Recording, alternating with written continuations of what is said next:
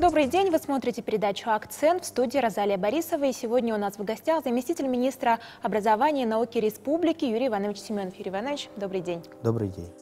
Как проходят первые международные интеллектуальные игры? Какие результаты у международного симпозиума? Какие впечатления у гостей? Ответы на эти и другие вопросы вы увидите в этом выпуске. Проходят у нас первые международные игры интеллектуальные. Как они проходят? Какие впечатления у гостей? Проходят они очень хорошо, впечатления просто замечательные. Во-первых, организационно очень все слажено, все грамотно, все работает. Но самое большое, наверное, это дети.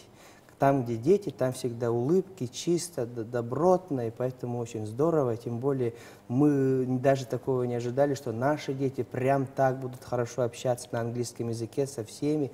И очень большое внимание всех иностранцев интересует наш родной якутский язык. И они просят, говорят, вот с детьми, да, мы общаемся, говорят, ну что-нибудь скажите по-якутски, какие моменты есть, что это есть. И это просто очень хорошо.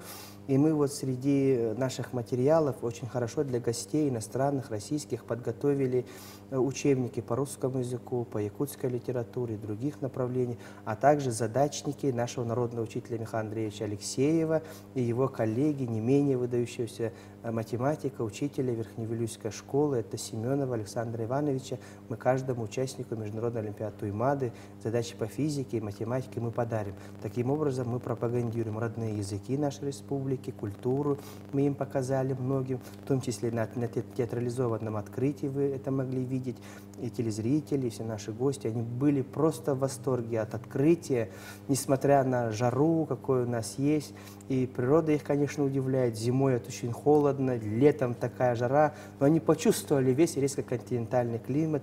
Конечно, в каких сложных природно-климатических условиях живет наш народ, и они это поняли, и они очень хотят дружить с нашим регионом, потому что богатство душевное, огромное, и наши дети очень искренние, добродушные, скромные, и это их очень радует, и это очень их трепетно волнует, особенно больших экспертов.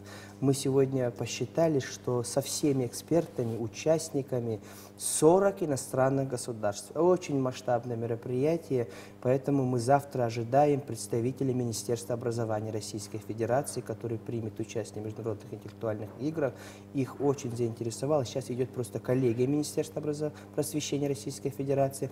Тем не менее, руководство завтра будет посещать все мероприятия, познакомиться с экспертами, которые есть. А так, участников стран, конечно, которые приехали дети, это 20 с лишним государств. И, между прочим, очень сильные школы, с которыми мы устанавливаем большие связи. Ну и не менее масштабные проекты у участников. Конечно, очень большие проекты. Вот сегодня будет закрытие, идет Международной исследовательской школы. Там есть очень хорошие проекты по климату. Они более 20 государств будут изучать климат в разных точках мира. Это и есть та наука, о которой мы сегодня говорим. Наука не может быть сосредоточена только в Якутии, только в Кембридже, в Сингапуре. Мы должны видеть единую картину по всей планете Земля. И вот по всех точках у нас есть такие масштабы. Есть и другие новые материалы, робототехника, автоматизация, освоение космоса. И эти проекты очень хорошо послушают. И дети просто мотивированы. Но надо сказать, это все-таки начало. Они вот более, Международная исследовательская школа работала 10 дней, не говоря о палеонтологии, от которой просто в восторге иностранцы. У них нет таких сохранных костей, музеев, такого материала, как у нас в республике.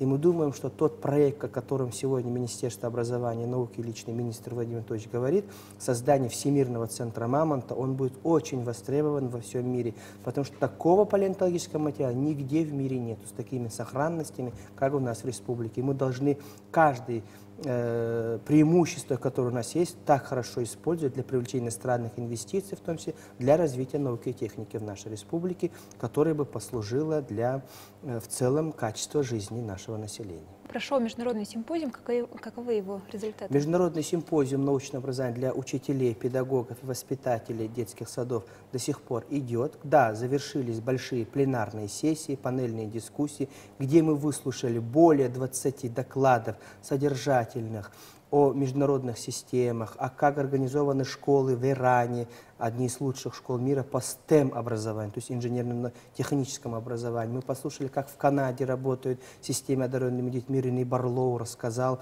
он очень большой человек во всем мире, во всех школах его признают. Он вице-президент Всемирной организации МИЛСЭТ. Вот я все говорю, что такое МИЛСЭТ? МИЛСЭТ – это Олимпийский комитет по науке и образованию, образно, если сказать, да. То есть вот такие большие люди. Конечно, выступил и Ринальдо из Мексики, президент МИЛСЭТ, который рассказал, как вдруг в Мексике, в Тайване, в Англии, в Европе проводят те или различные мероприятия для детей по научно-техническому творчеству. Очень было важно, да. Почему формат выставок? Мы вот во время международного телевидения видели, что много выставок. Обычно вот доклады идут каким образом?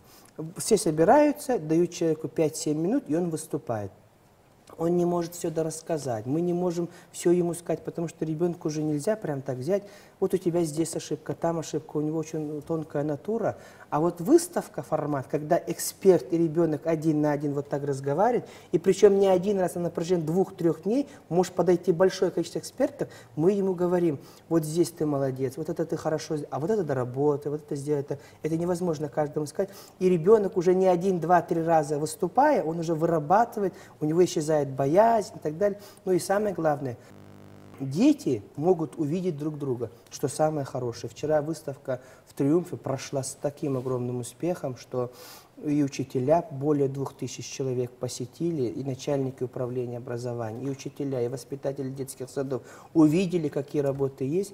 И вы знаете, наши эксперты сказали очень высокую научную оценку, они дали работам детей из Республики Саха-Якутия, что по экологии, по изучению водных ресурсов, биоресурсов, по физике очень сильные работы. Даже, говорят, сильнее, чем, ну, каждая лягушка, может быть, хвалит свое болото, но тем не менее сильнее, чем даже у других представителей стран.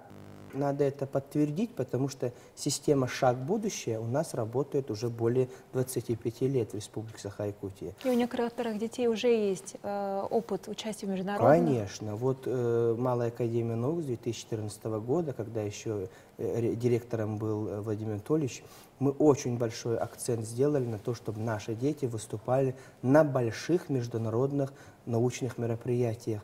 Почему? Во-первых, чтобы мы посмотрели, как там организованы, какие там эксперты.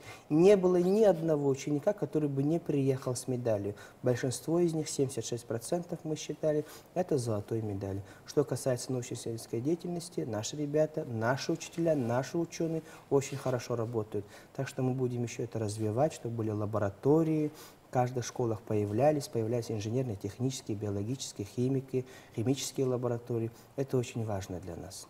Ну что ж, Юрий Иванович, спасибо вам большое, что приняли наше приглашение и уделили время для нашего разговора. Спасибо. Это была передача «Акцент». Спасибо за внимание и до встречи в эфире.